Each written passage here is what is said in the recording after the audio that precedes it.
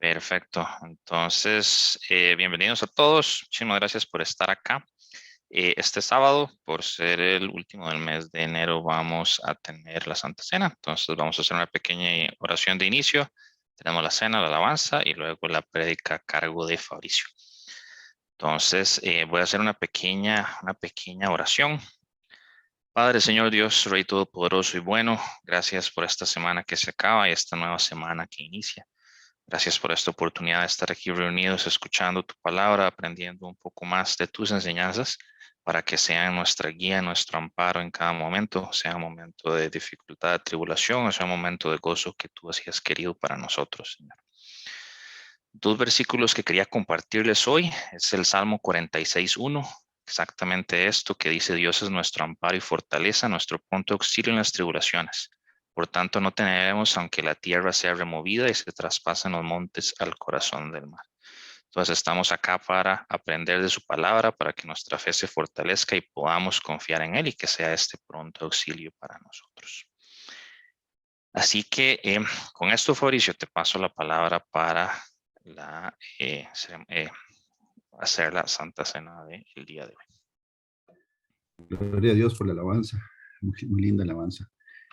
Buenas tardes, bienvenidos a todos los que están conectados. En la tarde de hoy, en este Shabbat, vamos a iniciar con la celebración de la Santa Cena, para que todos preparen el jugo de uvas y el pancito, y vamos a empezar orando. Voy a orar acá.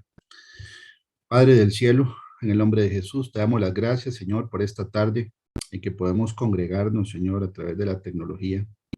Te damos las gracias, Padre del cielo, por la vida de cada uno de nosotros en Cristo. Gracias, Señor, porque nos has librado del poder de las tinieblas. Y la Escritura dice que nos has trasladado al reino de tu Hijo amado Jesús. Gracias, Señor, porque nuestros nombres están escritos en el libro de la vida del Cordero. Y te pedimos, Padre del cielo, en el nombre de Jesucristo, tu Hijo, que nuestros nombres nunca sean borrados de tu libro. Te pedimos en esta tarde también, Señor, perdón por todo pecado cometido, toda rebelión, toda iniquidad, toda palabra vana y sin sentido, toda emoción desordenada, todo pensamiento, Señor, indebido. Te pedimos perdón, Señor, porque sabemos que de una u otra manera todos los días te fallamos. Ayúdanos a vivir en santidad, en integridad, rectitud y obediencia, y hacer siempre lo que te agrada. En esta tarde venimos delante de tu presencia, Señor, a celebrar la Santa Cena, Señor, con todo nuestro corazón, con gozo y también con reverencia, Señor, porque sabemos, Padre del cielo, que esto tú lo envías, Señor, para que recordemos el sacrificio que hiciste en la cruz del Calvario por cada uno de nosotros y el precio, Señor, que tú pagaste por cada uno de los miembros de tu iglesia, que somos las personas. En el nombre de Jesús, venimos, Señor, también despojándonos de toda transferencia y toda contaminación espiritual, echando fuera en el nombre de Jesús todo espíritu de distracción, todo espíritu que venga a poner nuestra mente o emociones en otras cosas que ahorita no son importantes. En este momento quedan inactivos, mudos, sordos, ciegos, en el nombre de Jesús. Delimitamos el campamento donde cada uno de nosotros está, declarando, Padre del cielo, la palabra del Salmo 34:7, que dice que el ángel de Jehová acampa alrededor de los que le temen y los defiende. En el nombre de Jesús, Padre, ayúdanos a poner atención al mensaje de hoy, porque el mensaje de hoy, al igual que todos los sabbats, Señor, viene directamente de la Escritura, Señor.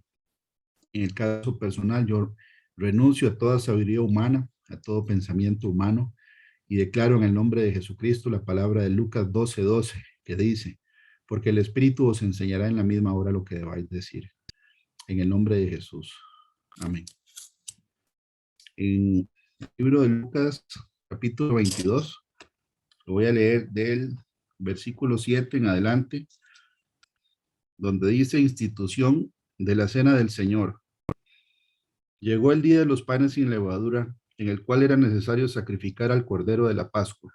Y Jesús envió a Pedro y a Juan diciendo: id, prepararnos la Pascua para que la comamos. Ellos le dijeron: ¿dónde quieres que la preparemos? Él les dijo: he aquí, al entrar en la ciudad os saldrá al encuentro un hombre que lleva un cántaro de agua. Seguidle hasta la casa donde entrare, y decide al padre de familia de esa casa: el maestro te dice, ¿dónde está el aposento donde he de comer la Pascua con mis discípulos? Entonces él os mostrará un gran aposento alto ya dispuesto. Preparad allí. Fueron pues y hallaron como les había dicho, y prepararon la Pascua. Cuando era la hora, se sentó a la mesa, y con él los apóstoles, y les dijo: cuánto he deseado comer con vosotros esta Pascua antes que padezca, porque os digo que no la comeré más hasta que se cumpla en el reino de los cielos.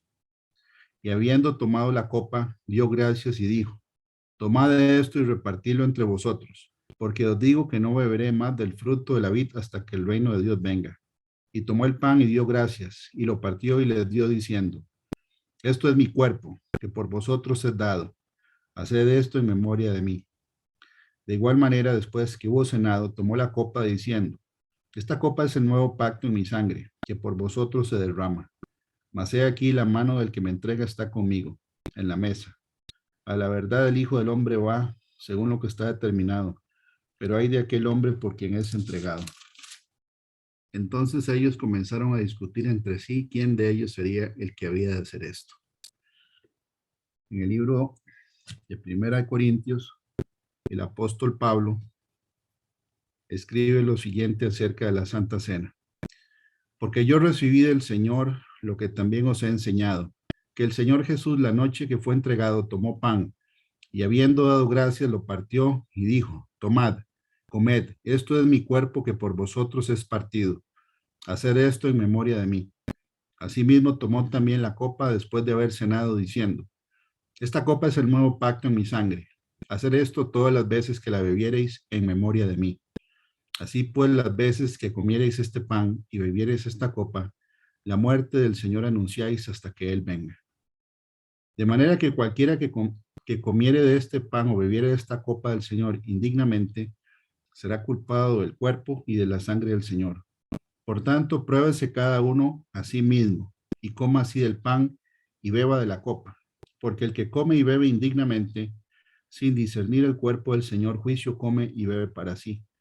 Por lo cual hay muchos enfermos y debilitados entre vosotros, y muchos duermen. Si pues nos examinásemos a nosotros mismos, no seríamos juzgados, mas siendo juzgados somos castigados por el Señor, para que no seamos condenados con el mundo. Así que, hermanos míos, cuando reunís a comer, esperaos unos a otros. Si alguno tuviere hambre, coma en su casa, para que no os reunáis para juicio. Las demás cosas las pondré en orden cuando yo fuere. Entonces, vamos a ponernos de pie cada uno donde estemos, y vamos a tomar el pan y vamos a orar juntos para darle gracias a Dios y celebrar la Santa Cena.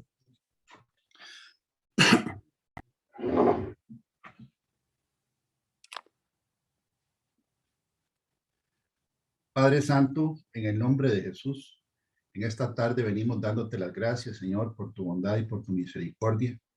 Gracias, Padre del cielo, porque podemos en esta tarde, Señor, celebrar, Señor, en memoria de ti, la Santa Cena que estableciste, Señor, en las Escrituras, para que nosotros recordemos el sacrificio que hicimos en la cruz, que hiciste en la cruz, Señor, por nosotros.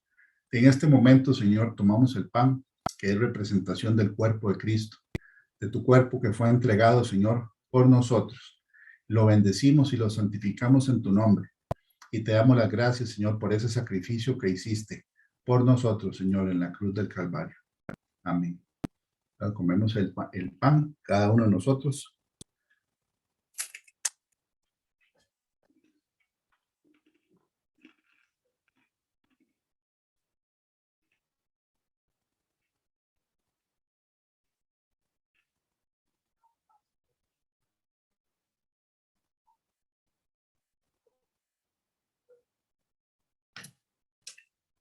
Precioso Señor, la palabra dice que una vez que cenaste, Señor, tomaste la copa del vino, Señor, en representación de la sangre que derramaste por nosotros. Y la Biblia dice que sin derramamiento de sangre no hay remisión de pecados. Gracias, Señor, por ese sacrificio. Gracias porque la Escritura dice, Señor, que nosotros hemos vencido al adversario por medio de la sangre del Cordero y por medio de la palabra del testimonio nuestro. Te damos las gracias, Señor, nuevamente, porque tú derramaste, Señor, la sangre para redimirnos a cada uno de nosotros que creemos en ti, Señor, y hemos decidido voluntariamente seguirte. Señor, te damos las gracias. Bendecimos este jugo de uvas que es representación de la sangre del pacto. Y te queremos decir que anhelamos, Señor, tomar el vino que vamos a recibir, Señor, contigo en la boda del Cordero. La palabra de Dios dice que nosotros hacemos esto, Señor, en memoria de ti. Y lo hacemos, Señor. Y como dice Apocalipsis 22, el Espíritu y la esposa dicen, ven. Señor, bendecimos y santificamos este jugo de uvas. Y lo que hoy estamos haciendo, lo estamos haciendo para darte la gloria, la honra, el poder, la potestad, la alabanza solamente a ti, Señor Jesús de Nazaret. Amén y amén.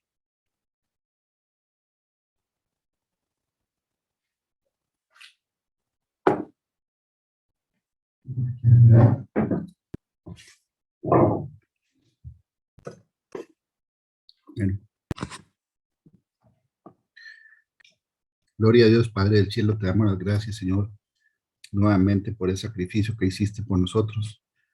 Y en esta tarde, Padre del cielo, te pedimos que todo lo que vayamos, o lo que vaya yo a exponer, Señor, esté respaldado siempre por la Escritura, y también, Señor, que sea el Espíritu Santo el que hable para dar, Señor, instrucción directamente del Señor del cielo a través del Espíritu Santo a todas tus ovejas, Padre Santo, en el nombre de Jesús. Amén. Voy a apagar la cámara para mejorar la conectividad y voy a compartir la pantalla de la prédica del día de hoy. Okay. Bueno, el tema de la prédica de hoy es la congregación, refiriéndose al acto de congregarse, ¿verdad? Siempre al inicio ponemos en la primera filmina toda la información del ministerio, Abba Padre, ¿verdad? Para que cada uno lo pueda compartir con personas que necesiten o quieran recibir el Evangelio. Ahí está la dirección del canal, el WhatsApp y el email. Entonces, el título de la prédica del día de hoy es La congregación. La Biblia dice, y vamos a hacer un repaso el día de hoy, de por qué es importante congregarse. ¿Qué dice la Biblia acerca de congregarse?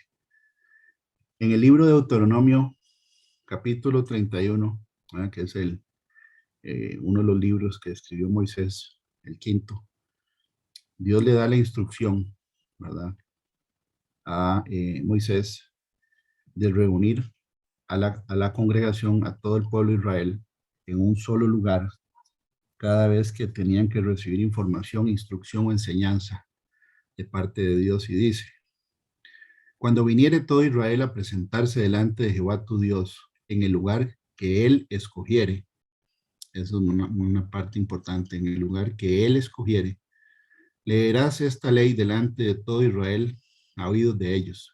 Harás congregar al pueblo, varones, mujeres y niños, y tus extranjeros que estuvieren en tus ciudades, para que oigan y aprendan, y teman a Jehová vuestro Dios, y cuiden de cumplir todas las palabras de esta ley. Entonces, Dios le dice a Moisés que el lugar donde los va a reunir es Dios el que lo escoge. ¿Para qué? Para reunir varones, mujeres y niños. O sea, personas de todas las edades, incluyendo a gente extranjera, ¿verdad? En ese lugar y en esa época, en el pueblo de Israel habían extranjeros. Se habían venido varias personas de Egipto, ¿verdad? En el momento de la salida de ellos del pueblo de Egipto, se vino gente de Egipto. Y dice que el objetivo era para que oigan, el objetivo es, que sigue siendo, para que oigan y aprendan, y teman a Jehová vuestro Dios y cuiden de cumplir todas las palabras de esta ley. Entonces, la palabra congregar es reunir personas en un mismo lugar. No es el edificio, es la reunión de las personas. Generalmente se reúnen para compartir algo que tienen en común. Y en este caso es la reunión de personas como un solo cuerpo. Desde el Antiguo Testamento, la Biblia enseña que Dios ordena a su pueblo reunirse o congregarse en un mismo lugar para recibir enseñanza e instrucción de parte de él. Lo podemos ver en los libros de Éxodo, Levítico, Números, Deuteronomio. Una vez que Dios saca al pueblo de Israel de Egipto y le da instrucciones por parte de Moisés, las reuniones del pueblo son parte de la vida cotidiana de Israel. De hecho, vamos a repasar que en el libro de Levítico 23, en la prédica que hizo Pablo Solano acerca de las fiestas, hoy les vamos a repasar rápidamente para ver cuál es el origen del principio de congregarse, de reunirse todo el pueblo en un mismo lugar. Por ejemplo, vemos en el capítulo 12 de Éxodo, ¿verdad? Es donde se habla específicamente de la Pascua, perdón, que fue el evento donde el pueblo de Israel celebra la Pascua, unge con la sangre del corderito, ¿verdad? Los dinteles y los postes de la puerta. Y la Biblia dice que el ángel de la muerte, ¿verdad? No entró, o la muerte no entró a las casas donde estaba la sangre del cordero, en la noche que Dios lo sacó de Egipto. En Éxodo 12:6 dice, y lo guardaréis, refiriéndose al cordero, y lo guardaréis hasta el día 14 de este mes, y lo inmolará toda la congregación del pueblo de Israel entre las 2 tardes. Entonces, en el libro de Levítico 23, vamos a leer que aquí el Señor le envía a Moisés la instrucción de recordarle al pueblo que hay 7 fiestas principales o 7 reuniones que Dios tiene con su pueblo durante el año. Vamos a ver ahora en un cuadrito que vamos a ver más adelante que son 3 en la primavera, 1 en el verano, estoy hablando de Israel, ¿verdad?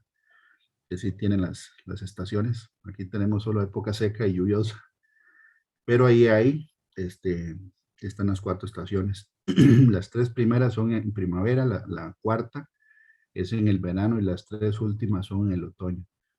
Y el Señor aquí, y voy a leer, dice que la primera fiesta que Él establece es la celebración del día séptimo de cada semana. Habló Jehová a Moisés diciendo, habla a los hijos de Israel y diles, las fiestas solemnes de Jehová, las cuales proclamaréis como santas convocaciones, serán estas. 6 días se trabajará, mas el séptimo día será de reposo.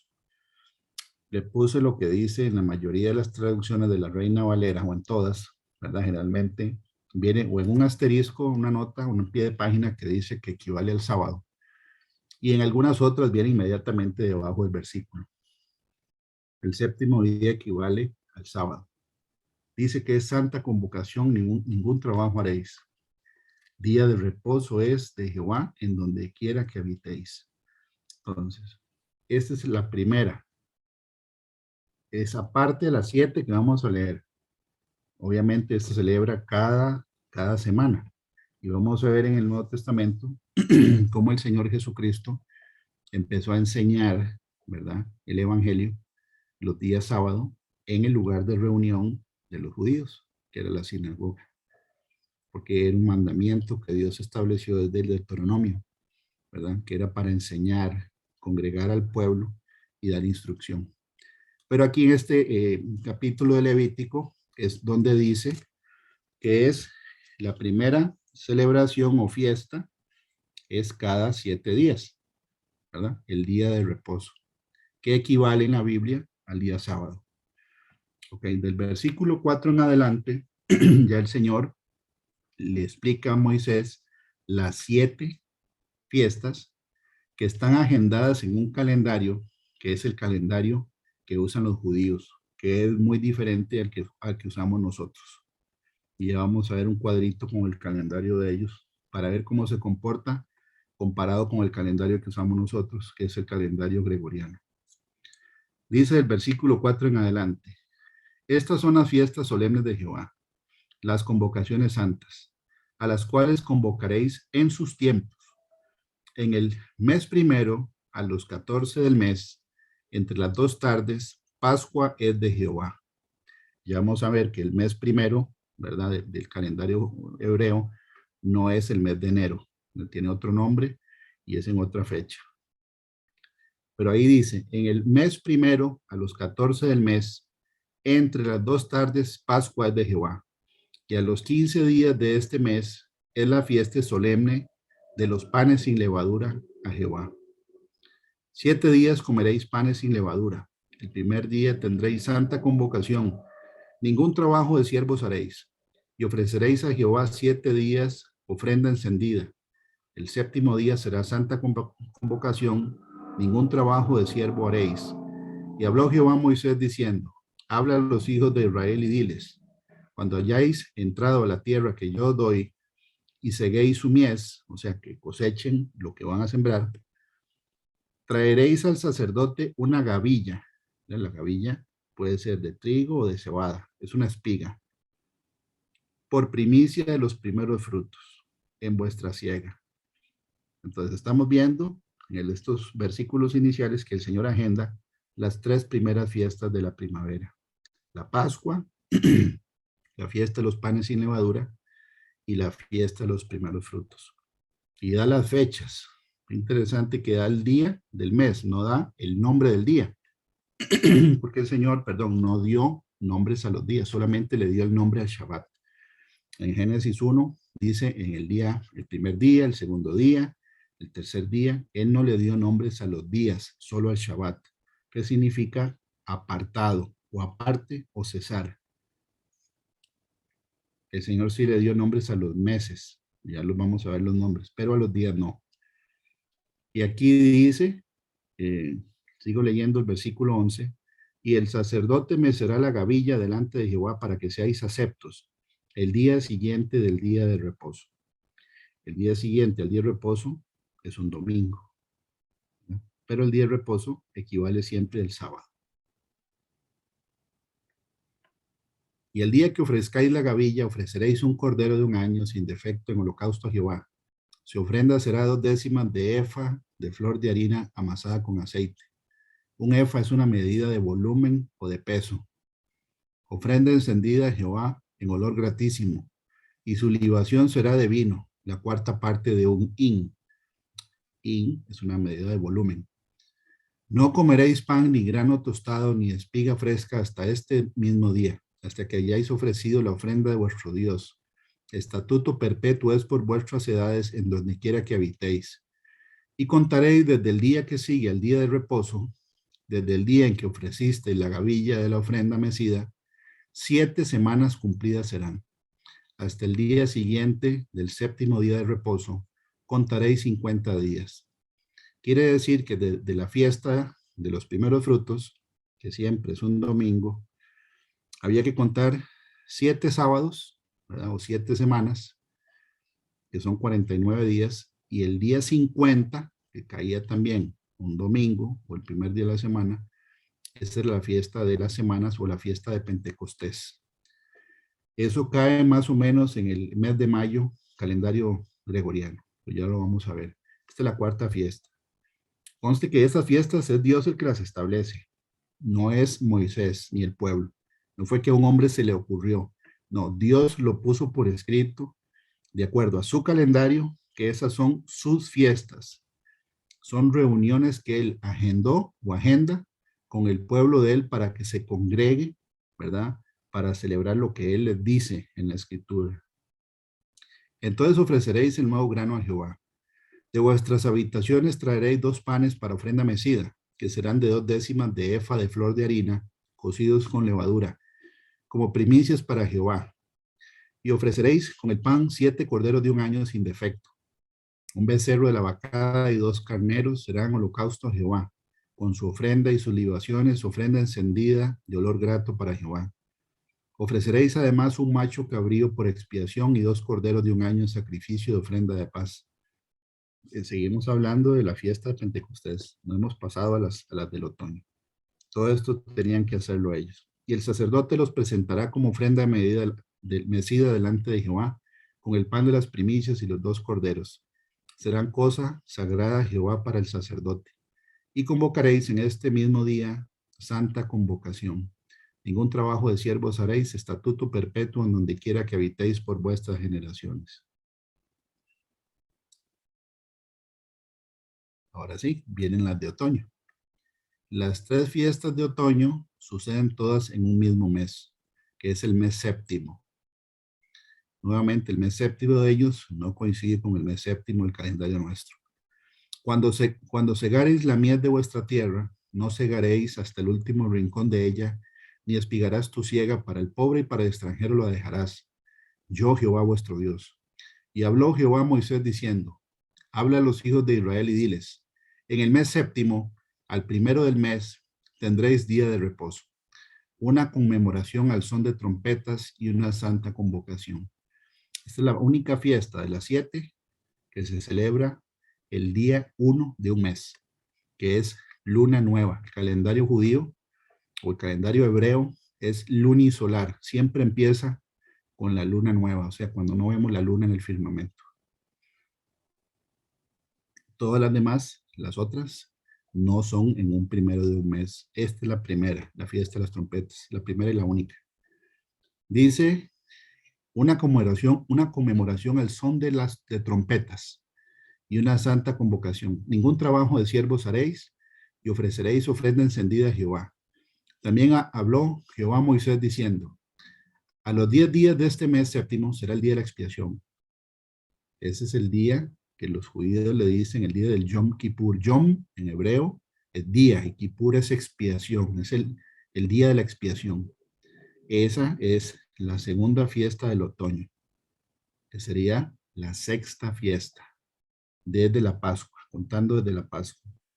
Dice, tendréis santa convocación y afligiréis vuestras almas. Los hebreos tienen que ayunar en ese día, por eso dice, afligiréis vuestras almas. Ellos ayunan ese día. Y ofreceréis ofrenda encendida a Jehová. Ningún trabajo haréis en ese día, porque es día de expiación, para reconciliaros delante de Jehová, vuestro Dios. Porque toda persona que no se afligiere en este mismo día, será cortada de su pueblo. Y cualquiera persona que hiciere trabajo alguno en este día, yo destruiré a tal persona entre su pueblo. Ningún trabajo haréis. Estatuto perpetuo es por vuestras generaciones en donde quiera que habitéis. Día de reposo será vosotros y afligiréis vuestras almas comenzando a los 9 días del mes en la tarde. De tarde a tarde guardaréis vuestro reposo, porque los días para los hebreos empiezan en la tarde. Eso viene desde Génesis. La tarde y la mañana de un día. O sea que el día, de acuerdo a lo que Dios establece, empieza en oscuridad y termina en luz, ¿verdad? Eso es lo que se establece, es la vida nuestra, por ejemplo, ¿verdad? Como de la oscuridad, sin conocimiento de Cristo, la Biblia dice que nosotros somos trasladados del reino de las tinieblas al reino de la luz. Generalmente la vida nuestra, perdón, empieza en oscuridad refiriéndose a la desobediencia y se supone que todos tenemos que llegar al conocimiento de la verdad. Dice, y habló Jehová a Moisés diciendo, habla a los hijos de Israel y diles, a los 15 días de este mes séptimo será la fiesta solemne de los tabernáculos. Esta es la séptima y última fiesta. Es a los 15 días de este mes séptimo será la fiesta solemne de los tabernáculos a Jehová por 7 días. O sea que llega del 15 al 21 del mes séptimo. El primer día habrá santa convocación, ningún trabajo de siervos haréis. 7 días ofreceréis ofrenda encendida a Jehová. El octavo día tendréis santa convocación y ofreceréis ofrenda encendida a Jehová. Es fiesta, ningún trabajo de siervos haréis. En todas estas fiestas era obligatorio que el pueblo de Israel se reuniera en el lugar donde Dios escogiera. De ahí viene, ¿verdad? Estamos viendo el fundamento de por qué hay que congregarse hoy, por ejemplo. Estas son las fiestas solemnes de Jehová, a las que convocaréis santas reuniones, para ofrecer ofrenda encendida a Jehová, holocausto y ofrenda, sacrificio y libaciones, cada cosa en su tiempo, además de los días de reposo. Está recordando, ¿verdad? Al final de la instrucción, que esas 7 fiestas son además del sábado, además de los días de reposo. Aquí equivale a sábado, que es el día de Jehová. De vuestros dones, de todos vuestros votos y de todas vuestras ofrendas voluntarias que acostumbráis dar a Jehová. Repite otra vez la última fiesta. Pero a los 15 días del mes séptimo, cuando hayáis recogido el fruto de la tierra, Haréis fiesta a Jehová por 7 días. El primer día será de reposo y el octavo día será también día de reposo. Y tomaréis el primer día ramas con fruto de árbol hermoso, ramas de palmeras, ramas de árboles frondosos y sauces de los arroyos. Y os regocijaréis delante de Jehová vuestro Dios por 7 días. Y le haréis fiesta a Jehová por 7 días cada año. Será estatuto perpetuo por vuestras generaciones. En el mes séptimo lo haréis. En tabernáculos habitaréis 7 días. El tabernáculo es una tienda. Ellos vivían en tiendas. ¿Ya? Vivían en el desierto en tiendas. Dice, todo natural de Israel habitará en tabernáculos, para que sepan vuestros descendientes que en tabernáculos hice yo habitar a los hijos de Israel cuando los saqué de la tierra de Egipto. Y firma él mismo, yo Jehová vuestro Dios. Así habló Moisés a los hijos de Israel sobre las fiestas solemnes de Jehová. Entonces, ¿por qué estamos leyendo esto? Porque es el fundamento de que Dios le da instrucción a Moisés, ¿verdad? O al pueblo entero a través de Moisés, de que tenían que congregarse en tiempos y el lugar donde él escoja.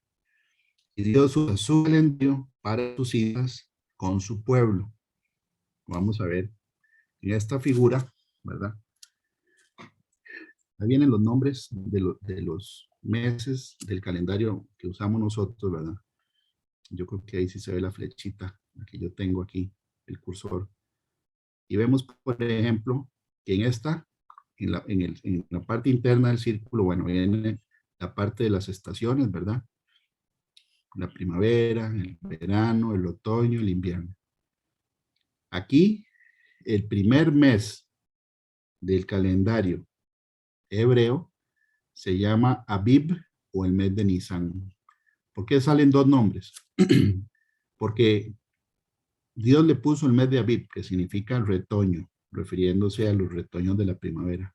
Cuando ellos salen al cautiverio en Babilonia, ellos, por influencia de Babilonia, el nombre se lo cambian a los meses y le ponen Nisan al primero.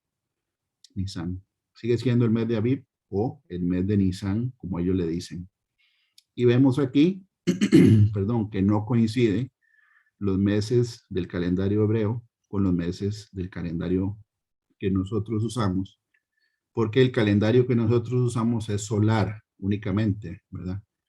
Que tiene que ver con el movimiento de la Tierra alrededor del Sol.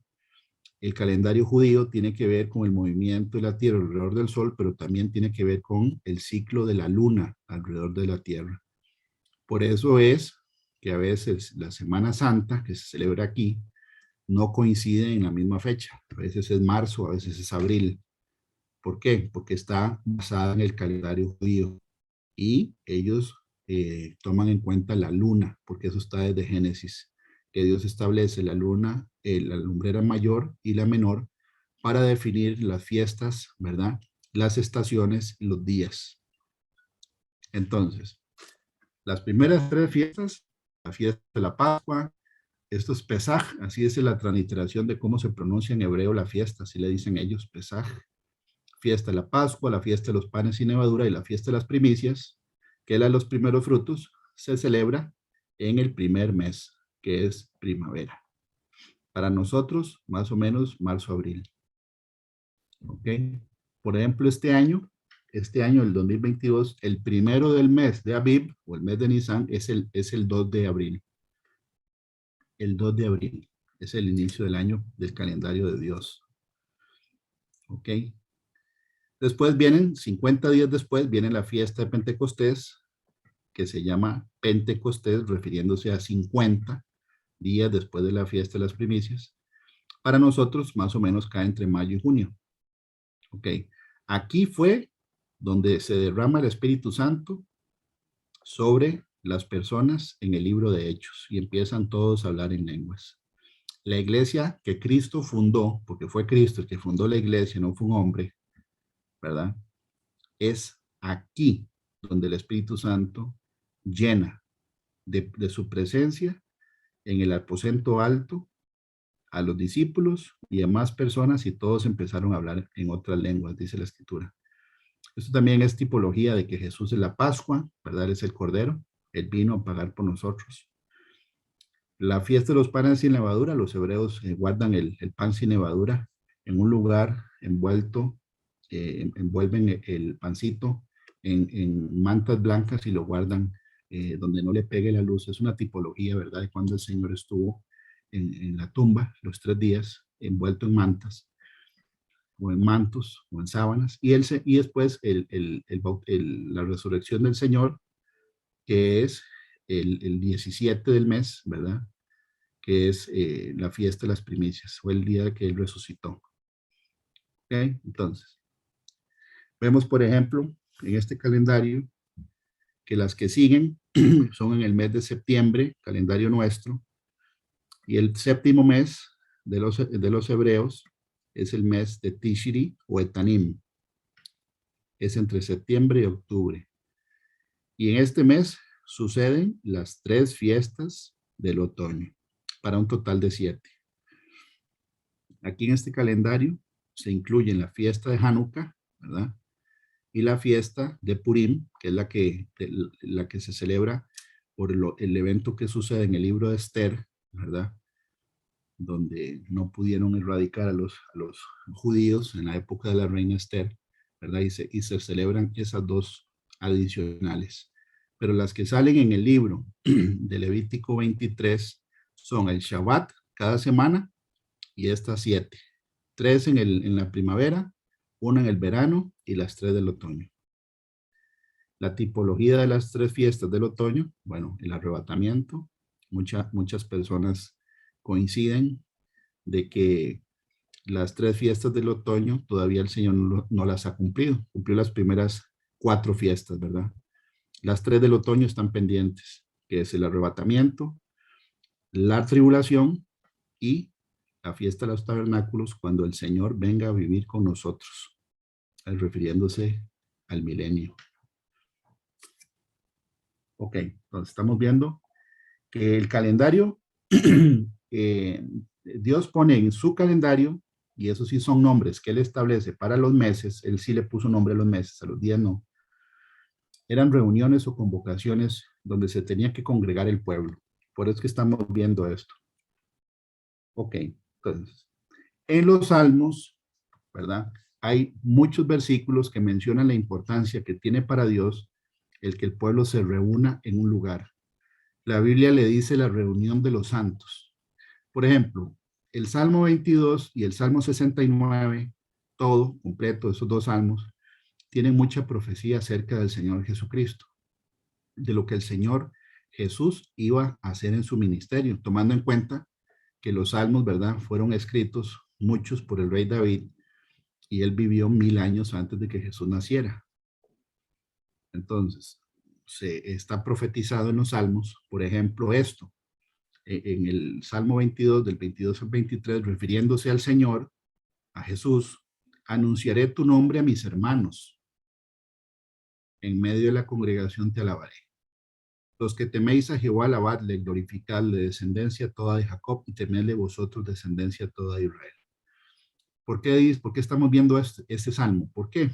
El Señor lo cumple esta profecía cuando le empieza a anunciar el reino de los cielos y el evangelio, que es la salvación a través de la fe en el Cordero, en el Hijo de Dios, y lo empieza a anunciar en las sinagogas, en medio de la congregación, donde el pueblo de Israel se reunía para escuchar la palabra, todos los sábados, en las sinagogas. El Salmo 22, 25 dice: de ti será mi alabanza en la gran congregación, mis votos pagaré delante de los que te temen. Salmo 26, mi pie ha estado en rectitud, en las congregaciones bendeciré a Jehová. Ya vamos a ver cuál es la palabra hebrea que se usa para congregación.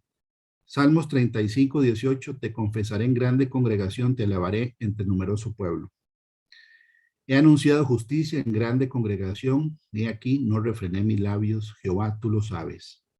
Hasta aquí vamos viendo de que hay importancia por el tema de dar testimonio público de a quién está adorando uno. Si uno revisa lo que dice aquí, ¿verdad?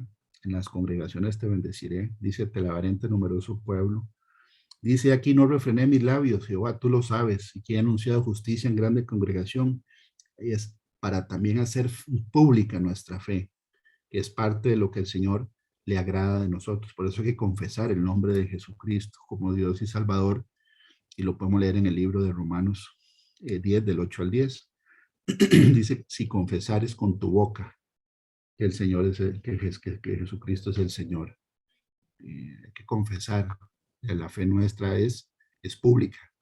De hecho, bueno, en Oriente la fe de las personas es pública. De hecho, la gente se viste de acuerdo a su doctrina, a su fe. Podemos ver cómo los judíos, ¿verdad?, ortodoxos se visten de una manera muy particular, y también cómo los musulmanes se visten de otra manera. Porque en el Oriente la fe no es un asunto privado, sino es un tema público. Aquí de este lado, ¿verdad? Por cuestión de cultura, mucha gente piensa que la fe es algo privado, que debería ser asunto de cada uno. Y en realidad sí, el tema, ¿verdad?, de que cada uno escoge en qué cree, porque es voluntario, no es a la fuerza. Pero el congregarse tiene que ver con dar fe públicamente de que nosotros estamos, en qué creemos. Salmo 68, 26 dice, bendecid a Dios en las congregaciones, al Señor, vosotros de la estirpe de Israel. Salmo 89, 5, celebrarán los cielos tus maravillas, oh Jehová, tu verdad también en la congregación de los santos. Y hay un salmo muy especial, ¿verdad? El Salmo 133, que dice lo siguiente, la bienaventuranza, el amor fraternal. Bienaventuranza es la bendición, o muy dichoso. Pues la Biblia dice bienaventurado, el que tal y tal, bienaventurado. Bienaventurado es dichoso. Dice, mirad cuán bueno y cuán delicioso es habitar los hermanos juntos en armonía. Es como el buen óleo sobre la cabeza, el cual desciende sobre la barba de Aarón, y baja hasta el borde de sus vestiduras, como el rocío de Hermón, que desciende sobre los montes de Sión. Y aquí dice, porque allí envía Jehová bendición y vida eterna. Allí donde estemos habitando los hermanos juntos en armonía, donde se congrega el pueblo de Dios. Porque la Biblia, y lo vamos a ver ahora, la Biblia dice en Juan 7, del 37 en adelante, que el que en mí cree, como dice la escritura, de su interior correrán ríos de agua viva, refiriéndose al Espíritu Santo. Eso es lo individual, pero cuando el pueblo de Cristo se congrega, nos reunimos en un solo lugar, el Espíritu Santo se derrama. En los ríos de agua viva, ¿verdad?, se mueven de una manera en el cuerpo completo de Cristo. Por eso es que hay que congregarse. Es importante el congregarse.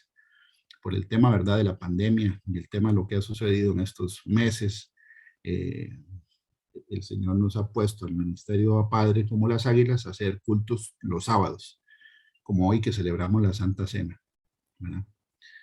Es una manera de congregarse. Sin embargo, no reemplaza la importancia de congregarse cara a cara, estar en presencia física, el cuerpo de Cristo reunido, que es lo que vamos a ver hoy. Hay bendición especial que hace su pueblo cuando se reúne el cuerpo de Cristo en un solo lugar. Vemos que cuando el Señor inicia su ministerio, le empieza a enseñar los días sábados en las sinagogas, que es el lugar de reunión de los judíos. Por eso vimos toda la historia o parte de la historia, o el capítulo 23, ¿verdad?, de las fiestas que Dios establece en el calendario. Porque el primero que la agenda es el sábado. Y vemos, ¿verdad?, que primero se hizo un tabernáculo móvil que Dios le dijo a Moisés que hiciera. Después, 480 años después, Salomón hace un templo en Jerusalén, ¿verdad? Y si uno lee la descripción, se ve que el rey Salomón no escatimó en nada. O sea, lo hizo espectacular. Bueno, no sé ni cómo sería la palabra. Lo hizo muy bonito y lo hizo cubierto en oro y lo hizo bien hecho, ya era algo fijo. Y ahí el pueblo se empezó a reunir, ¿verdad?, para escuchar la palabra. De ahí viene el que Jesús, cuando Él viene, que es Dios hecho un hombre, Él cumple la escritura. Hay un salmo que dice, anunciaré a mis hermanos tu nombre en las congregaciones. Entonces, en Lucas 4 lo leemos, que dice, descendió Jesús a Capernaum, ciudad de Galilea, y les enseñaba en los días de reposo. Aquí equivale al sábado. y se admiraban de su doctrina porque su palabra era con autoridad. Estaba en la sinagoga un hombre que tenía un espíritu de demonio inmundo, el cual exclamó a gran voz diciendo, déjanos, ¿qué tienes con nosotros, Jesús Nazareno? ¿Has venido para destruirnos? Yo te conozco quién eres, el Santo de Dios. Y Jesús le reprendió diciendo, cállate y sal de él. Entonces el demonio, derribándole en medio de ellos, salió de él y no le hizo daño alguno. Y estaban maravillados y hablaban unos a otros diciendo, ¿qué palabra es esta? Que con autoridad y poder manda a los espíritus inmundos y salen. Y su fama se difundía por todos los lugares de los contornos. Entonces, aquí vemos la primera liberación que hace el Señor es dentro de una sinagoga. O sea, que el pueblo de Israel tenía, aquí vemos uno que estaba dentro de la sinagoga, no estaba fuera de la sinagoga. Y no vemos que Jesús echara al hombre de la sinagoga, como muchos lugares, ¿verdad? Que echan a la persona que genera o está endemoniada para que la ministre en otro lugar. Porque pareciera que hay algunos lugares donde lo que ocupan es plata, no problemas. Pero aquí no echaron al hombre, echaron al demonio que estaba dentro del hombre. El hombre se quedó ahí, el que se fue el diablo. Pero ahí dice que el Señor empezó a enseñar los días de reposo en la sinagoga. ¿Okay? Hechos 13:27, y ya estamos en el libro de Hechos, que es un libro histórico, ¿verdad? Dice, porque los habitantes de Jerusalén y sus gobernantes, no conociendo a Jesús ni las palabras de los profetas que se leen todos los días de reposo, las cumplieron al condenarle. Entonces, lo que estamos viendo con estos versículos es que en los días de reposo se leía la palabra de Dios en las sinagogas, todos los sábados. O sea, la frecuencia de reunión para escuchar la palabra, aquí dice que era cada 7 días. En el libro de Hechos 17, versículo 2 dice, y Pablo, como acostumbraba, fue a ellos y por 3 días de reposo discutió con ellos. O Pablo, cuando empieza a predicar, él también se metía a las sinagogas. Dice que los días de reposo, porque eran los días de reposo en que los israelitas se reunían en la sinagoga a escuchar la palabra y él se iba los días de reposo a discutir con ellos, a predicar el evangelio. ¿Ok? ¿Se predicaba fuera de las sinagogas? Por supuesto que sí, aquí lo vamos a leer. En Hechos 18, del 4 al 8 dice, y refiriéndose a Pablo, y discutía en la sinagoga todos los días de reposo, aquí equivale al sábado, y persuadía a judíos y a griegos. Y cuando Silas y Timoteo vinieron a Macedonia, Pablo estaba entregado por entero a la predicación de la palabra, testificando a los judíos que Jesús era el Cristo. Pero poniéndose y blasfemando esto, les dijo, sacudiéndose los vestidos, vuestra sangre sea sobre vuestra propia cabeza. Yo, limpio, desde ahora me iré a los gentiles. Y saliendo de allí se fue a la casa de uno llamado Justo, temeroso de Dios, la cual estaba junto a la sinagoga. Y Crispo, el principal de la sinagoga, creyó en el Señor con toda su casa, y muchos de los corintios oyendo creían y eran bautizados. Entonces vemos que Pablo, cuando la gente de su pueblo, en este caso no estaba en Jerusalén, dice que estaba en Macedonia, no querían escuchar, no querían recibir la información del evangelio, él se iba a predicar a los gentiles. Los gentiles no tenían sinagoga, entonces iba a predicar ¿a dónde? A las casas, a las casas. Ahora sí, la palabra congregación que se usa en el Nuevo Testamento, ¿verdad? Que fue la que leímos ahora en el libro de Deuteronomio, proviene de la palabra hebrea, y ahí pongo la nomenclatura. Yo sé que, bueno, tal vez yo no he explicado en una prédica de estas de qué se trata esa nomenclatura. Hay un libro que se llama el libro de concordancia Strong, que se escribe Strong, como fuerte en inglés. Es el apellido del que escribió ese libro, o uno de los autores, que él se dio la tarea de ponerle un número, ¿verdad? Un código a todas las palabras de la Biblia escritas en el idioma original. Entonces, eso es para que cuando uno quiera estudiar la palabra a profundidad,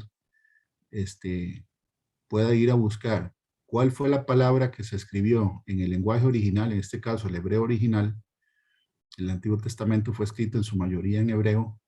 Algunas partes del libro de Daniel fueron escritos en arameo. Entonces, la H de la palabra en este caso la H6951, la H significa hebreo, refiriéndose a que es en el Antiguo Testamento. Si fuera una palabra del Nuevo Testamento, que fue escrito en griego, estaría una G, pero él le puso número a cada palabra, una nomenclatura. Entonces la palabra congregación, ¿verdad?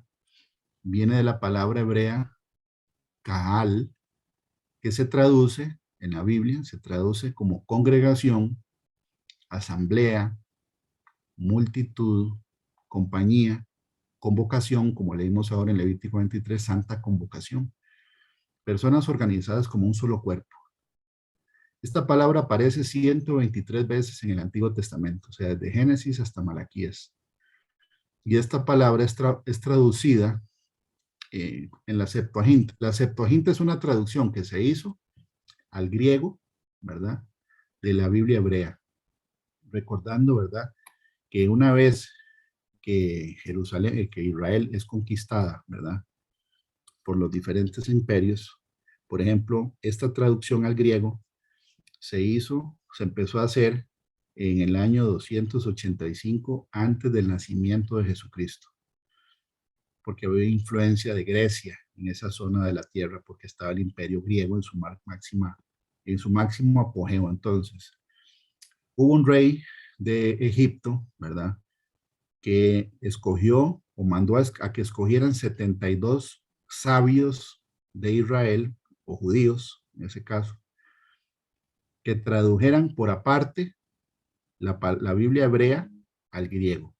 Y después se reunieron eran 72 en realidad, fue que redondearon a 70, por eso se llama Septuaginta, porque también se llama la Biblia de los 70, refiriéndose a los 70 hombres judíos que se reunieron por aparte a traducir la Biblia hebrea, bueno, acordándonos que en esa época no había Nuevo Testamento, y lo tradujeron al griego, palabra por palabra.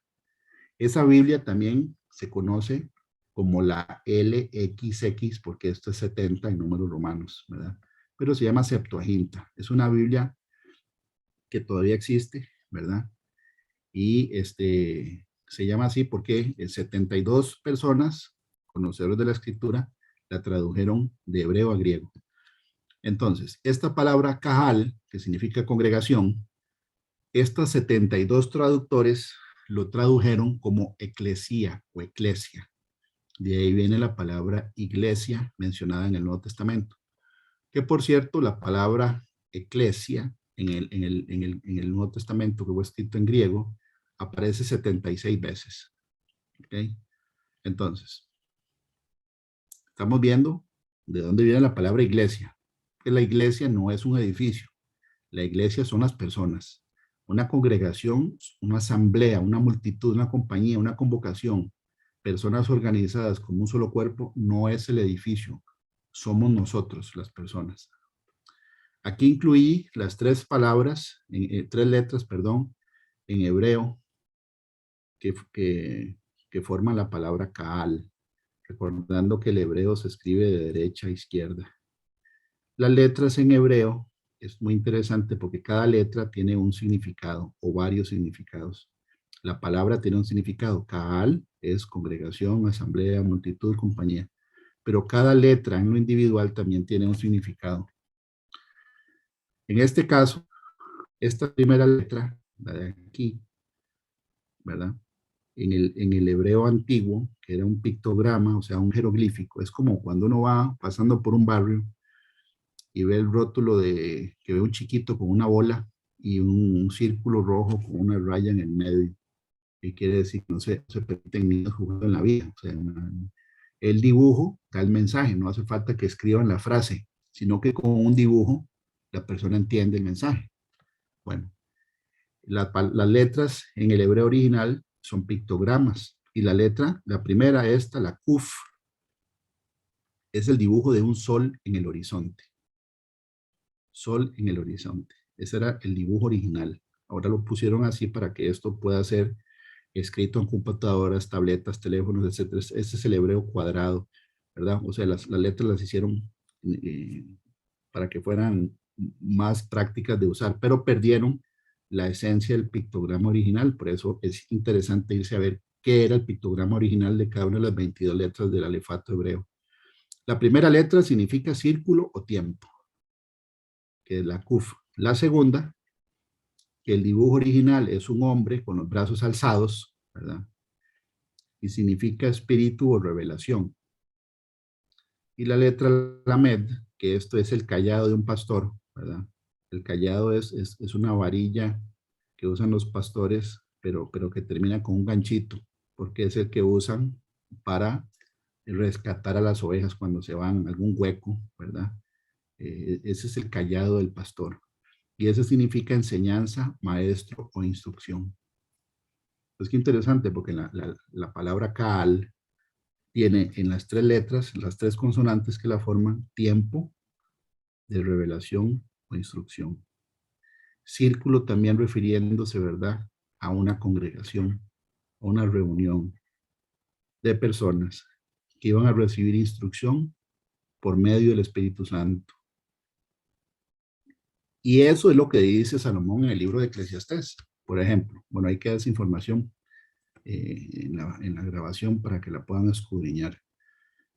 El libro de Eclesiastés, el Antiguo Testamento, ¿verdad? La palabra Eclesiastés viene de la raíz Kaal, que es, nuevamente, congregarse, reunión, asamblea, ¿verdad? Porque viene de eclesia. El nombre Eclesiastés, bueno, en Eclesiastés, ya vamos a ver eso en el segundo párrafo. Dice ahí en Eclesiastés 12, del 10 al 11. En el libro de Eclesiastés, Salomón él se dice a él mismo el predicador. Él, el predicador es él, en el libro de Eclesiastés. Procuró el predicador hallar palabras agradables y escribir rectamente palabras de verdad. Las palabras de los sabios son como aguijones y como clavos hincados son las de los maestros de las congregaciones dadas por un pastor. Pues vemos que lo que está escribiendo aquí Salomón tiene que ver con lo que acabamos de ver del origen de la palabra Kaal. Es un lugar, un tiempo, una reunión donde iba a recibir revelación o instrucción. La palabra Eclesiastés en hebreo se dice Coelet. Coelet viene de la misma raíz Kaal, que es asamblea. La traducción griega, ¿verdad? Coelet, que es el nombre que debería ir aquí, donde dice Eclesiastés, debería ir Coelet. Donde dice procuró el predicador, donde dice predicador debería decir Coelet, que es el que anuncia la palabra en una asamblea, el que enseña la palabra en una asamblea. Y el mismo Salomón dice que son palabras dadas por maestros de las congregaciones y también habla de un pastor, dadas por un pastor. La Biblia dice quién es el pastor. La Biblia dice en el Salmo 23, Jehová es mi pastor. Mucha gente tiene como, algunas personas, ¿verdad? No le caen bien los pastores, ¿verdad? Pero la Biblia dice que Dios es nuestro pastor. Él es el pastor del Salmo 23, Jehová es mi pastor, nada me faltará. En lugares de delicados pastos me hará descansar, junto a aguas de reposo me pastoreará, confortará mi alma, y ahí sigue. Esto es lo que hace el Señor con nosotros. Ahora, dice aquí que la palabra Coelet, entonces viene de la raíz Kaal, que acabamos de leer, y ahí se deriva todo el libro que escribe Salomón, que debería decir el predicador o el encargado, ¿verdad?, de la congregación o el que anuncia la palabra en una asamblea. Aquí está el origen de la reunión y de por qué hay que reunirse y congregarse. Porque tiene que haber un predicador, un pastor, que le dé enseñanza, instrucción y revelación a las ovejas que son de Dios. Las ovejas no son de un pastor de carne y hueso. Las ovejas son de Jesucristo. La Biblia lo dice, que mis ovejas me conocen y mis ovejas oyen mi voz. Él dice mis ovejas. Las ovejas no son de una persona. Las ovejas son de Jesucristo.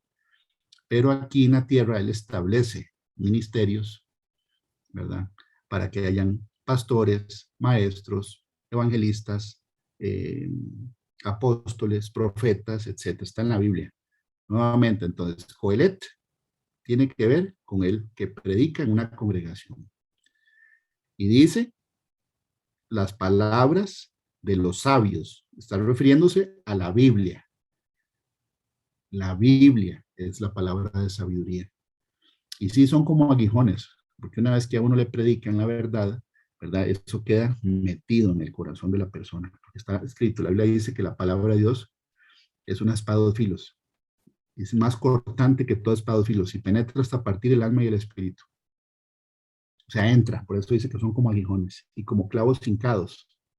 Un clavo hincado ya es difícil de sacar, ya está metido hasta adentro.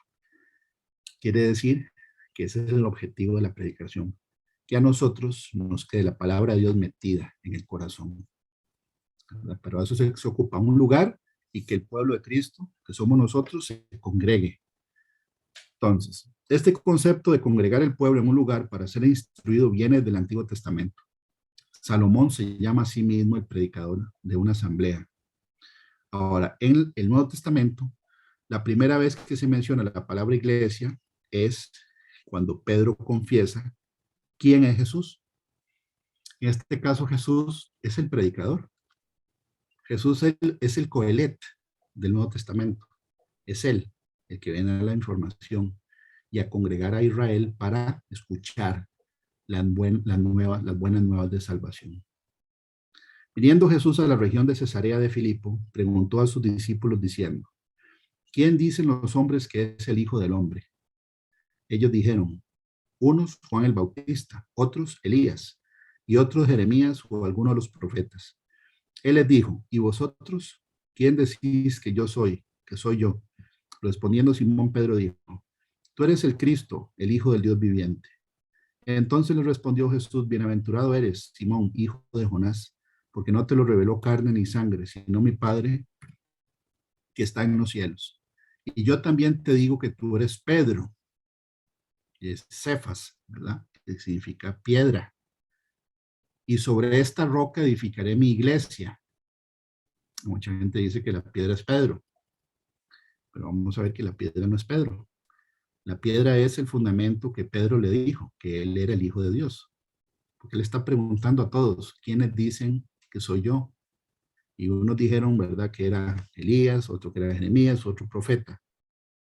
Jesús les dice: ¿y ustedes quién dicen que soy? Entonces Pedro le dice, ¿qué le dice Pedro? Tú eres el Cristo, el Hijo del Dios viviente. Esta es la piedra. La piedra es este fundamento.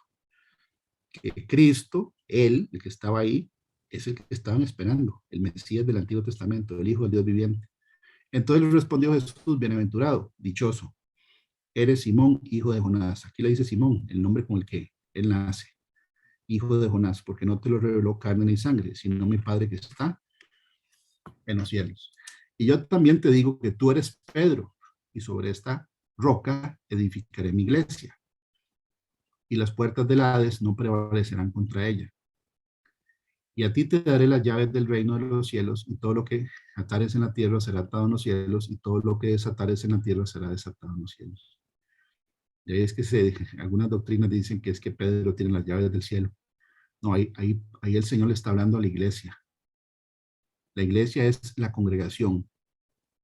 La iglesia dice ahí que está fundamentada en una, se llama dogma. Un dogma es una verdad absoluta de una doctrina que no puede ser refutada.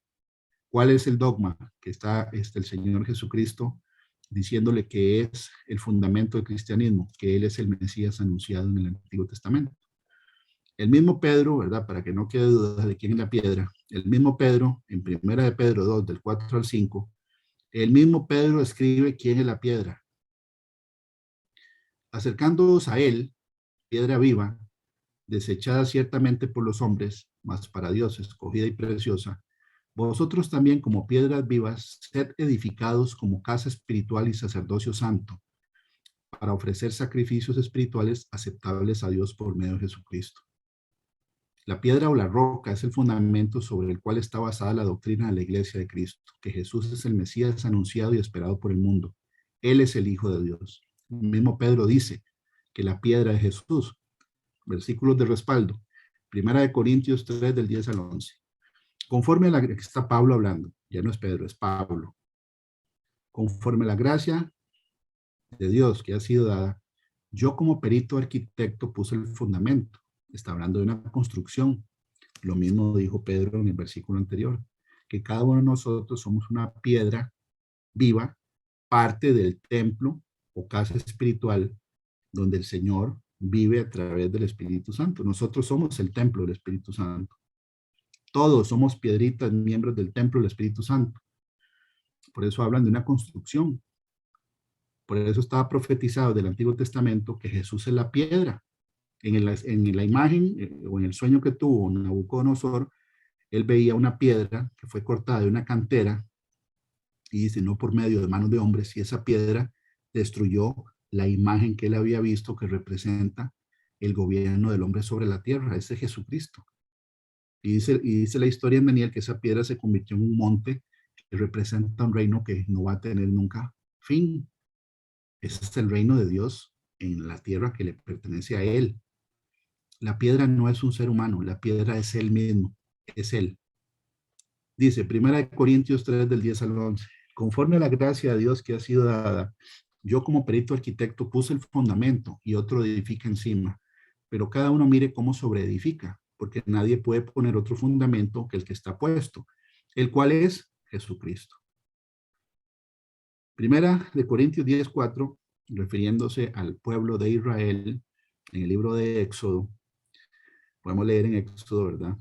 Y en el libro de Números, que Dios le sacó agua de una piedra. Y esa piedra es representación de Jesucristo. Dice, y todos bebieron la misma bebida espiritual porque bebían de la roca espiritual que los seguía. Y la roca era Cristo. Cristo. Entonces, la iglesia o la congregación de los hijos de Dios está fundada sobre la piedra angular que es que Jesucristo es el Mesías.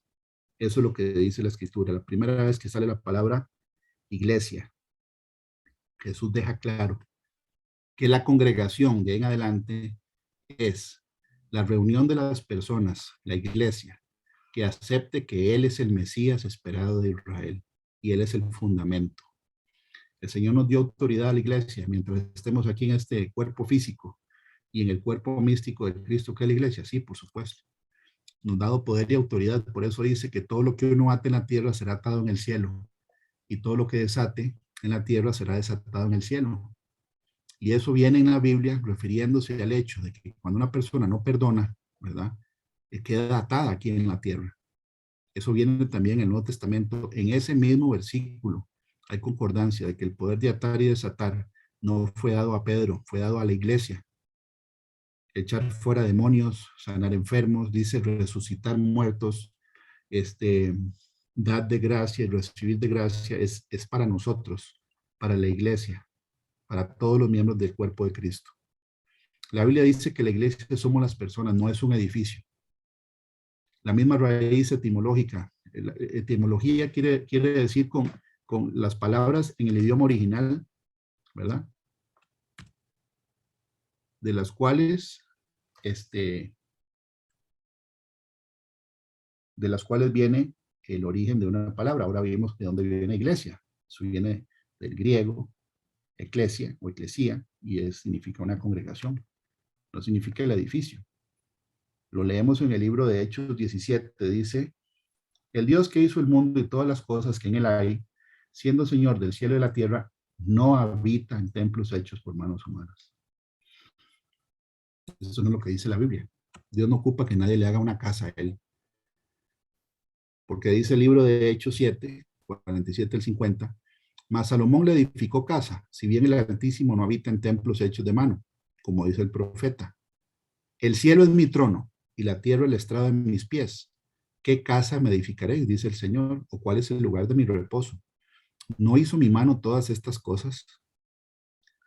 Y ahí es donde está citando Isaías 66, del 1 al 2. Yo puse el 2, donde dice, Dios hablando en primera persona, mi mano hizo todas estas cosas, y así todas estas cosas fueron, dice Jehová. Pero miraré a aquel que es pobre y humilde de espíritu y que tiembla a mi palabra. La iglesia no es un edificio, la iglesia somos las personas, las ovejas reunidas o no reunidas, que somos hijos de Dios, nacidos de nuevo, llenos de la presencia del Espíritu Santo, somos la iglesia del Cordero. Somos parte del cuerpo de Cristo. Por eso cuando nos congregamos, ¿verdad? La Biblia dice que hay bendición sobre nosotros, como lo leímos en el Salmo 133. En Hechos podemos leer que los cristianos de esa época se reunían unánimes. ¿Qué quiere decir unánimes? Que eran como un solo cuerpo. No había división entre ellos, y perseverando unánimes cada día en el templo y partiendo el pan en las casas, comían juntos con sencillez de corazón, alabando a Dios y teniendo favor con el pueblo. Y el Señor añadía cada día a la iglesia los que habían de ser salvos. Dios es el que añade a su iglesia las personas que han de ser salvas. Por supuesto, la tarea de predicar el evangelio es nuestra, porque nos dieron una comisión. Entonces, la iglesia no es el edificio. De hecho, la Biblia dice que cuando se manifiesta el Espíritu Santo en la multitud, no sucede en el templo de Jerusalén, sucede en una casa. Cuando llegó el día de Pentecostés, ya vimos la fiesta que sucede en el verano, ¿verdad? 50 días después del día de la resurrección. Dice, estaban todos unánimes juntos y de repente vino del cielo un estruendo de un viento recio que soplaba, el cual llenó toda la casa donde estaban sentados. Y se les aparecieron lenguas repartidas como de fuego, asentándose sobre cada uno de ellos, y fueron todos llenos del Espíritu Santo y comenzaron a hablar en otras lenguas, según el Espíritu les daba que hablasen.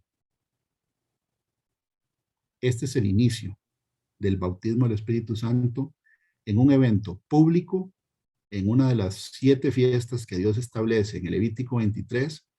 El Espíritu Santo se derrama sobre las personas y empieza a dar testimonio de que Él, el Espíritu Santo, llegó. ¿Qué hizo? Le daba a las personas a hablar en lenguas humanas de otros pueblos, y la gente extranjera que estaba en Jerusalén quedó impresionada de oírlos hablando en un montón de idiomas que no eran el idioma original de ellos. No fue en el templo, fue en una casa.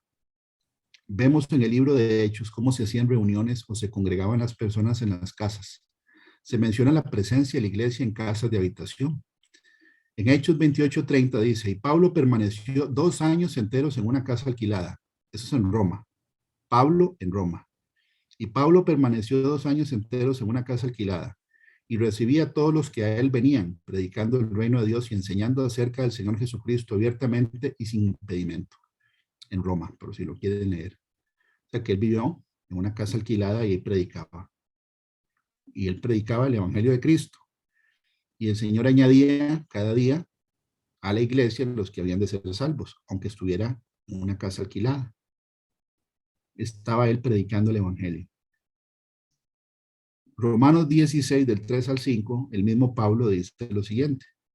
Saludad a Priscila y Aquila, mis colaboradores en Cristo Jesús, que expusieron su vida por mí, a los cuales no solo yo doy gracias, sino también todas las iglesias de los gentiles. Saludad también a la iglesia de su casa. Quiere decir que se reunían en la casa de Priscila y de Aquila. ¿Quiénes se reunían? Los hijos de Dios. Hacían una congregación y se reunían en una casa. Primera de Corintios 16-19 dice, las iglesias de Asia os saludan, Aquila y Priscila, con la iglesia que está en su casa. Os saluda mucho el Señor. 2 versículos diferentes, en cartas diferentes, escritas por Pablo, dicen que en la casa de Aquila y de Priscila había una iglesia. Era el lugar, un lugar escogido por Dios para que la gente se congregara. ¿La iglesia era la casa? No, es el lugar y las personas reunidas con el Espíritu Santo adentro para escuchar la palabra de Dios. Y también leímos ahora en la Santa Cena, cuando estaba leyendo yo los versículos, que el mismo Pablo decía que cuando se reunieran para celebrar la Santa Cena, que tenían que comportarse de cierta manera, que si tenían hambre, que comieran antes en la casa, para que se hiciera todo con orden. Quiere decir que sí se reunían, ¿verdad?, para celebrar la Santa Cena. Colosenses 4:15, saluda a los hermanos que están en la Odisea y a Ninfas y a la iglesia que está en su casa. Pablo le dice a su discípulo Timoteo lo siguiente, porque Timoteo es un discípulo de Pablo. Esto te escribo, aunque tengo la esperanza de ir pronto a verte. Ahorita estamos reunidos nosotros por medio de un programa, ¿verdad? Este es un, que digamos que es una manera de estar juntos, pero desde lejos. Digamos que puede ser algo parecido a una carta. Claro, es mucho más rápido que una carta y podemos escuchar la voz de las personas y la imagen.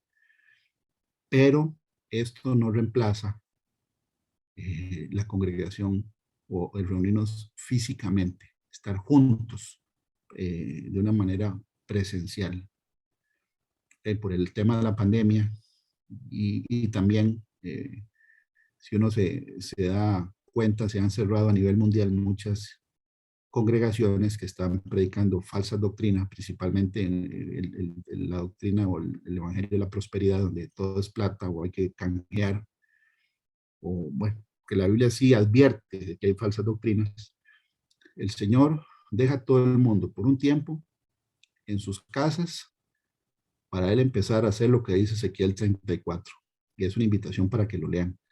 Todo el capítulo de Ezequiel 34 dice cómo es que el Señor rescata a sus ovejas y las saca de apriscos donde están siendo víctima de lobos, y él las coloca en lugares donde se les den pastos, ¿verdad? Porque apacentar las ovejas, que ya vamos a ver donde Jesús le dijo a Pedro, 3 veces que apaciente los corderos, 3 veces es llevar a las ovejas a que coman alimento, a cuidar de las ovejas que coman alimento.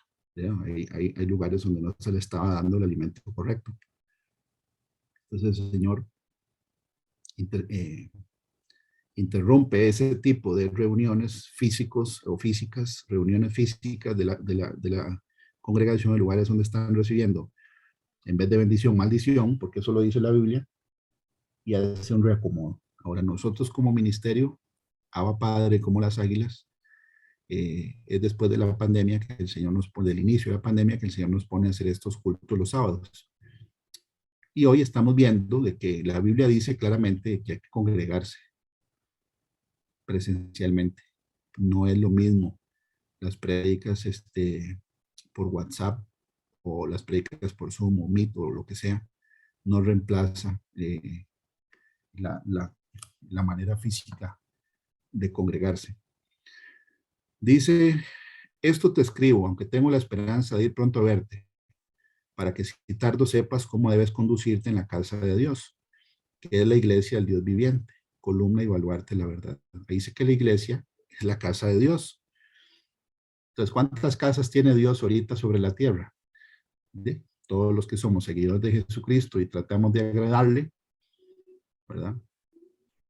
Somos parte de la iglesia que es la casa de Dios, y dice que es la iglesia del Dios viviente, es la congregación de los santos. Columna y baluarte de la verdad. Ahora, dice Pablo que él escribe para que él sepa cómo se tiene que comportar mientras él va. Porque dice, aunque tengo la esperanza de ir pronto a verte. No dice, tengo la esperanza de mandarte otra carta. No, le escribió 2 cartas, de acuerdo a lo que podemos leer aquí, o por lo menos esas quedaron publicadas. Pero él decía que lo iba a ver, lo iba a ir a visitar cara a cara. La palabra de Dios dice que una vez que somos bautizados, somos unidos al cuerpo de Cristo, que es la iglesia. Vamos a recordarlo. Primera de Corintios 12 dice, porque así como el cuerpo es uno y tiene muchos miembros, pero todos los miembros del cuerpo, siendo muchos, son un solo cuerpo, así también Cristo. Porque por un solo espíritu fuimos todos bautizados en un cuerpo, sean judíos o griegos, ve que habla de personas, sean esclavos o libres, y a todos se nos dio a beber de un mismo espíritu. Además, el cuerpo no es un solo miembro, sino muchos. Si dijera el pie, porque no soy mano, no soy del cuerpo, por eso será del cuerpo. Y si dijera la oreja, porque no soy ojo, no soy del cuerpo, por eso no será del cuerpo. Si todo el cuerpo fuese ojo, ¿dónde estaría el oído? Si todo fuese oído, ¿dónde estaría el olfato? Mas ahora Dios ha colocado los miembros, cada uno de ellos, en el cuerpo como Él quiso. Porque si todos fueran un solo miembro, ¿dónde estaría el cuerpo? Pero ahora son muchos los miembros, pero el cuerpo es uno solo. Ni el ojo puede decir a la mano, no te necesito, ni tampoco la cabeza a los pies. No tengo necesidad de vosotros. Antes bien, los miembros del cuerpo que parecen más débiles son los más necesarios. Y aquellos del cuerpo que nos parecen menos dignos, a estos vestimos más dignamente. y a los que en nosotros son menos decorosos se tratan con más decoro, porque lo que en nosotros son más decorosos no tiene necesidad, pero Dios ordenó el cuerpo dando más abundante honor al que le faltaba, para que no haya desaveniencia en el cuerpo, sino que los miembros todos se preocupen los unos por los otros, de manera que si un miembro padece, todos los miembros se duelen con él, y si un miembro recibe honra, todos los miembros con él se gozan. Vosotros pues sois el cuerpo de Cristo, nosotros, y miembros cada uno en particular. Quiere decir que somos parte de una unidad que tiene que congregarse. Y aún nos puso Dios en la iglesia, primeramente apóstoles, luego profetas, los terceros maestros, luego los que hacen milagros, después los que sanan, los que ayudan, los que administran, los que tienen don de lenguas. ¿Son todos apóstoles? No, no son todos apóstoles. El que reparte los ministerios, los dones, es el Espíritu de Dios. ¿Son todos profetas? No. ¿Todos son maestros? No. Unos sí, otros no. ¿Hacen todos milagros? No. ¿Tienen todos dones de sanidad? No. ¿Hablan todos en lengua? Si está en la pregunta, es porque no. Va a haber unos que sí y otros que no. Por eso juntos somos un cuerpo. ¿Interpretan todos? No. Procurad pues los dones mejores, mayor muestra un camino más excelente. Aquí dice que somos parte de Cristo, somos el cuerpo de Cristo y somos miembros cada uno del otro. Desde que nos bautizamos, dice la Biblia, ¿verdad? Que nosotros fuimos todos bautizados en un cuerpo. Eso es lo que dice, que cuando nos bautizamos, ¡pum!, nos hacemos parte del cuerpo de Cristo. Y el Señor nos va a acomodar en alguna parte del cuerpo para que estemos ocupados llevando fruto. El cuerpo de Cristo somos los creyentes, ya vimos que no es el edificio. De acuerdo a la Escritura, la iglesia tiene miembros que ministran la enseñanza y los dones espirituales que Dios da a cada uno de los hermanos de una congregación. Una iglesia viva, porque hay un montón que están muertas, una iglesia viva, o sea, que tenga la presencia del Espíritu Santo y no sea un club social con cuota, ministra a los creyentes, o sea, que uno sale mejor de como llegó, porque de eso se trata, es llevar las ovejas a que coman. La Biblia le llama a esto apacentar la grey. Grey es una palabra que aquí en Costa Rica no usamos, pero grey es un rebaño de ganado pequeño. Es las ovejas, las cabras, ¿verdad? Que son más pequeñitas que una vaca, ese es grey, es un rebaño de animales más pequeñitos digamos, que sean más pequeños que una vaca. O sea, dar de comer al rebaño. Es lo principal que sucede durante la reunión del cuerpo de Cristo, la enseñanza de la palabra de Dios y la administración del Espíritu Santo.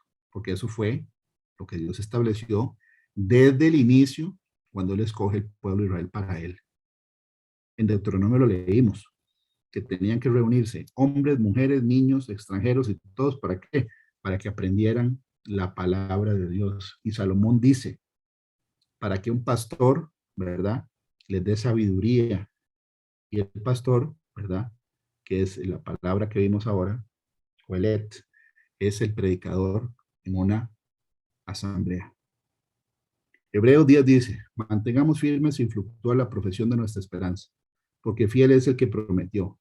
Y considerémonos unos a otros para estimularnos al amor y a las buenas obras, no dejando de congregarnos, como algunos tienen por costumbre, sino exhortándonos y tanto más cuando veis que aquel día se acerca.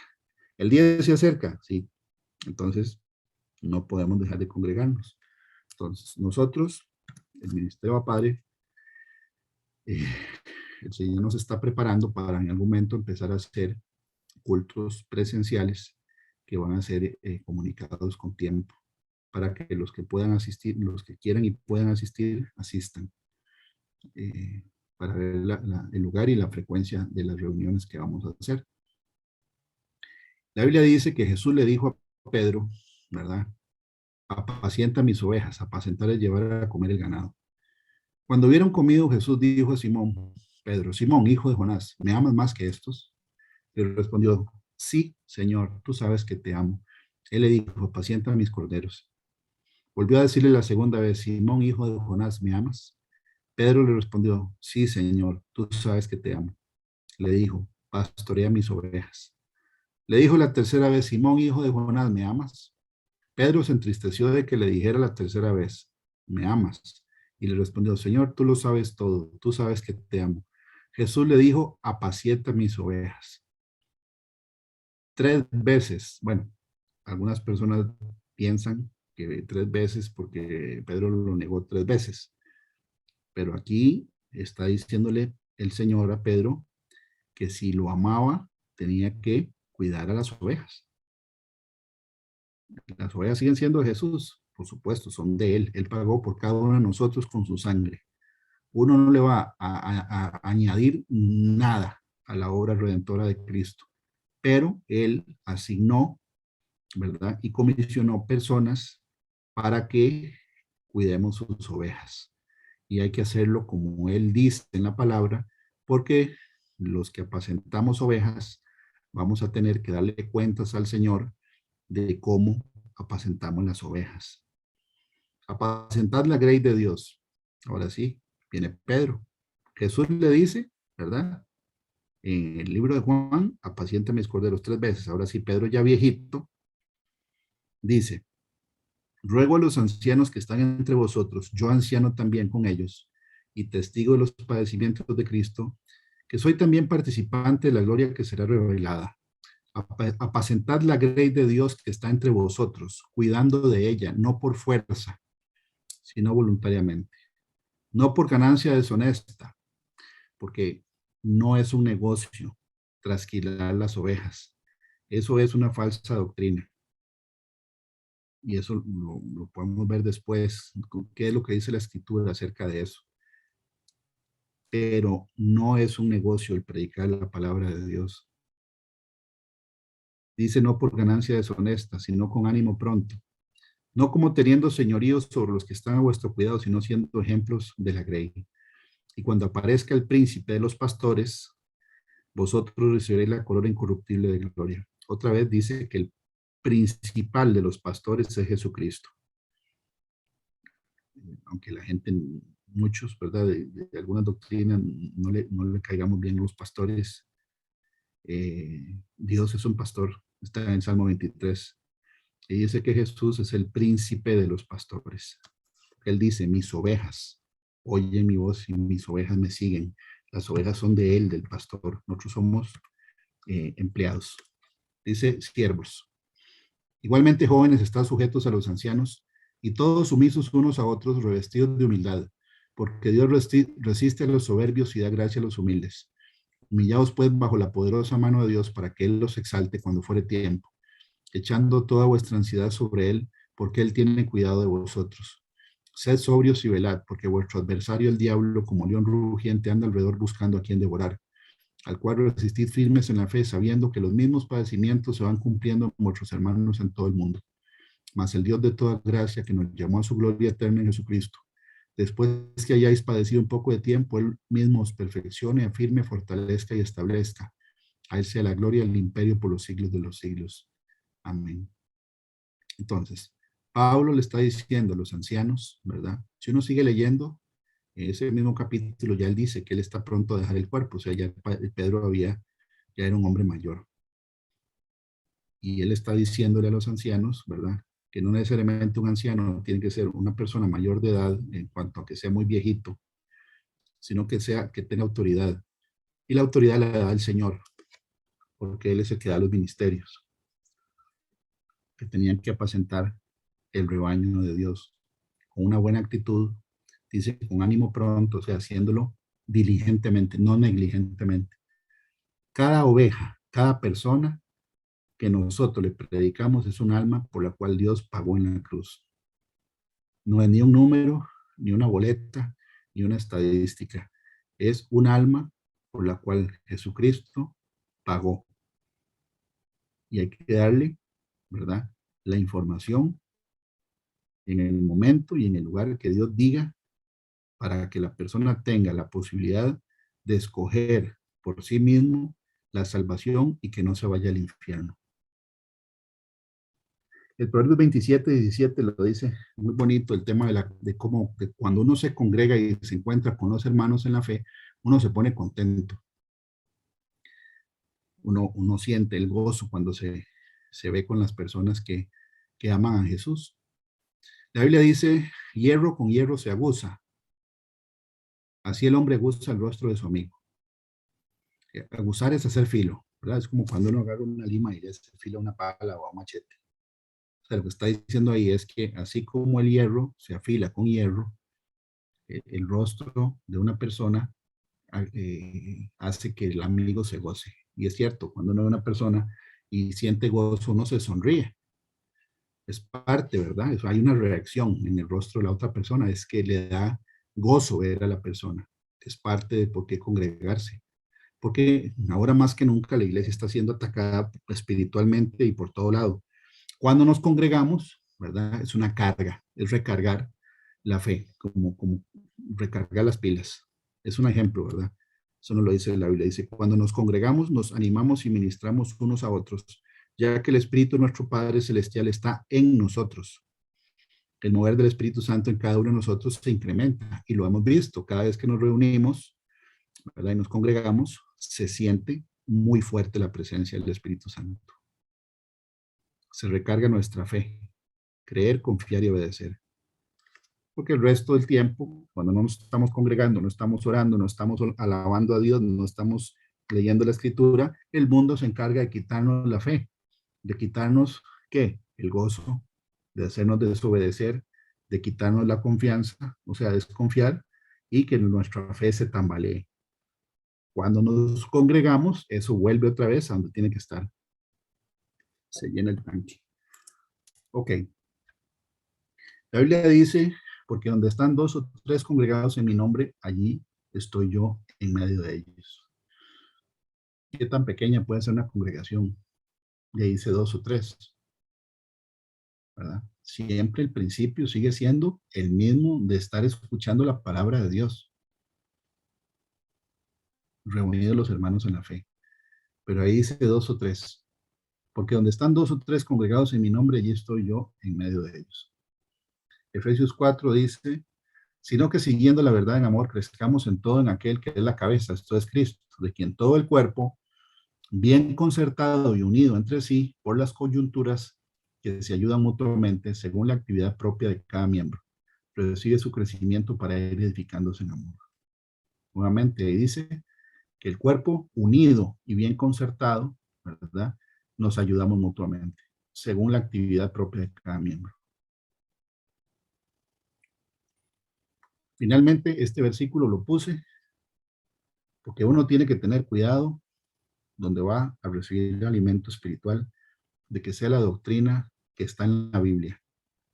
Eso lo advierte mucho Pablo en sus cartas, ¿verdad? En Gálatas 1, él lo dice a Timoteo en las cartas, lo dice a Tito en la carta, que hay que tener cuidado de la doctrina. ¿Por qué?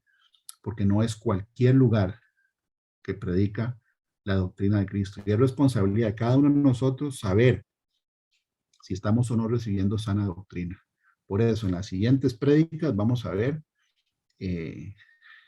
hacer un resumen de las 7 cartas a las 7 iglesias que están en el libro de Apocalipsis, capítulo del 1 al 3. Dice Juan aquí, mirad por vosotros mismos para que no perdáis el fruto de vuestro trabajo, sino que recibáis galardón completo. Cualquiera que se extravía y no persevera en la doctrina de Cristo, no tiene a Dios. El que persevera en la doctrina de Cristo, ese sí tiene al Padre y al Hijo. Si alguno viene a vosotros y no tiene esta doctrina, no lo recibáis en casa ni digáis bienvenido, porque el que le dice bienvenido participa en sus malas obras. Esto del tema de las falsas doctrinas, la Biblia no lo toma a la ligera. Es algo muy delicado. Porque si hay alguien predicando un evangelio diferente al que está escrito, no tiene el Espíritu Santo adentro, tiene otros espíritus. Y las cartas a las 7 iglesias lo dicen. Finalmente dice Juan, ese es el versículo 2, el que puse aparte, el hecho de que él tenía muchas cosas que escribirles, pero dice, tengo muchas cosas que escribiros, pero no he querido hacerlo por medio de papel y tinta, pues espero ir a vosotros y hablar cara a cara, para que nuestro gozo sea cumplido. Ahí lo dice Juan, que hay gozo del que predica y los que recibimos la palabra cuando nos vemos cara a cara. ¿Le pudo haber escrito una carta más larga? Aquí dice que sí, pero dice que no lo quiso hacer, esperando ir a hablar cara a cara. ¿verdad? Con ellos. Quiere decir que la presencia física es fundamental a la hora de congregarse. Y esta es la prédica del día de hoy. Yo le paso, espero que haya estado clara la prédica y se haya entendido bien. Y le paso a Juan Carlos para la oración final. Que Dios los bendiga. Muchas gracias, Fabricio. Súper clara e interesante la prédica de hoy para reforzar la importancia de congregarnos y aclarar que realmente la iglesia es donde estamos nosotros, no un lugar donde se va. Entonces, Padre, Señor Dios Rey Todopoderoso, gracias por esta oportunidad de estar acá congregados, unidos, haciendo lo que tu palabra dice, lo que te agrada a todos juntos, estudiando tu palabra, Señor. Gracias por la voz, la mente de Fabricio que hicieron posible que esta prédica se diera y porque todos nosotros pudimos escucharla y porque todas las personas que la van a escuchar en un futuro también, Padre. A la vez, como dice Proverbios 16:7, cuando los caminos del hombre son agradables a Jehová, aún sus enemigos hacen estar en paz con él. Sabemos, Padre, que tú vas a allanar nuestros caminos cuando sigamos tu palabra y la interioricemos como parte de nuestro pensar y de nuestro vivir cada día, Señor.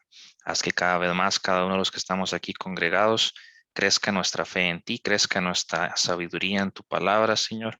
Que esta congregación también crezca en miembros que tú tengas planeado y que tú sepas que deben estar aquí, Señor.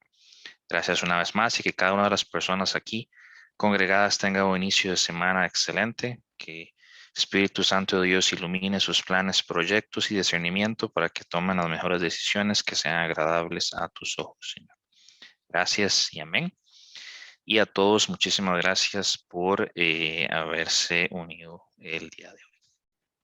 Que tengan un buen inicio de semana y tarde de sábado.